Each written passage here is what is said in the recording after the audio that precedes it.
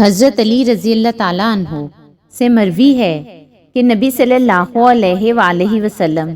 نہ بہت زیادہ لمبے تھے اور نہ بہت زیادہ چھوٹے، سر مبارک بڑا اور داڑھی گھنی تھی، ہتھیلیاں اور پاؤں بھرے ہوئے تھے، چہرہ مبارک میں سرخی کی آمیزش تھی، سینے سے لے کر ناف تک بالوں کی ایک لمبی سی دھاری تھی،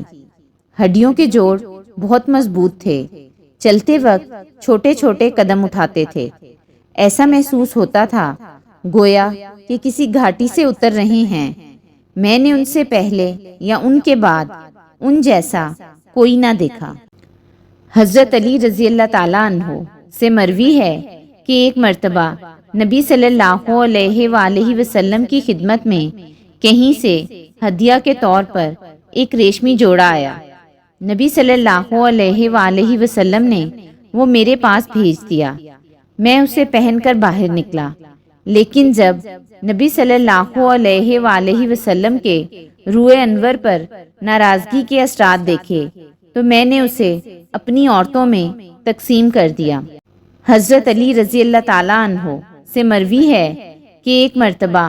نبی صلی اللہ علیہ وآلہ وسلم نے اپنے دائیں ہاتھ میں سونا اور بائیں ہاتھ میں ریشم پکڑا اور دونوں ہاتھوں کو بلند کر کے فرمایا کہ یہ دونوں چیزیں میری امت کے مردوں پر حرام ہیں۔